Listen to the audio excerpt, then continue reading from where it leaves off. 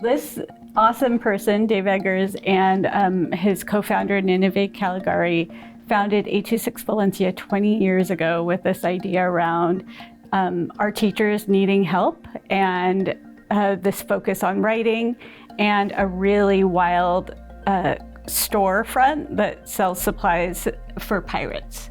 Working buccaneers. Working buccaneers. And with that idea was enlisting the help of the broader public as volunteers who'd sit side by side with our students and coach them on their writing and eventually publish young people in these beautifully made books where they go from thinking, wow, I might not be a writer, I can't write, to I'm a published author.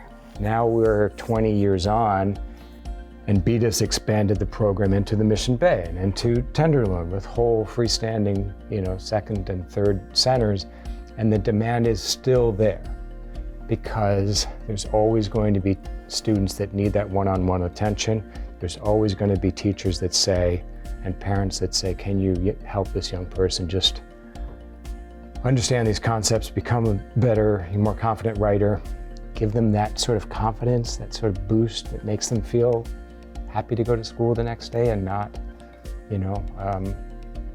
insecure about their skills and their knowledge and their competence. So 20 years on, we're really proud of all of the work that's been done, but there's always more.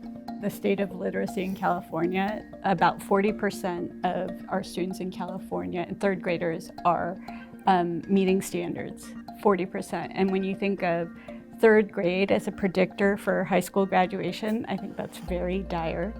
And then when people talk about literacy, which everybody does, they focus entirely on reading, right? They never talk about writing. And yet, writing is core to every single discipline right now. Our Common Core standards that were adopted say that. Businesses lament the fact that their newest employees can't write when they join. Colleges say the same thing. I think we need to kind of bring writing to the center.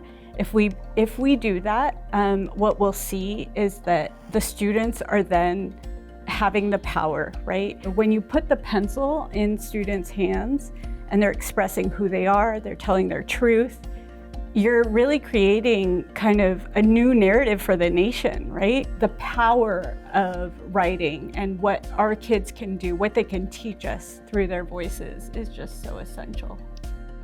Writing should be joyful and strange, and any of the weirdest ideas you have are probably your best ideas.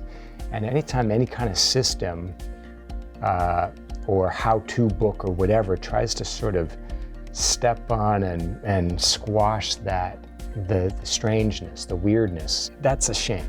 And I think that the kids sometimes experience that in one context or another, that it's a rule-driven process and it has to be this number of paragraphs and you have to worry about the grammar first and all of these things that kind of take all of the fun out of it. We're trying to put it all back in. Yeah, the most important part's the ideas. I mean, a lot of times, we'll worry about the grammar after. Yeah, we're going to worry about it. We got to get to grammar, but just these not books don't have an error in them. Right. We're going to make it right. But at first, it has to be unbridled. It has to be untethered. And you have to write something that has never been written before in a way that's never been written before. That's the job. I think whenever those rules are exploded and those restrictions are eliminated, then you have a willing writer for life.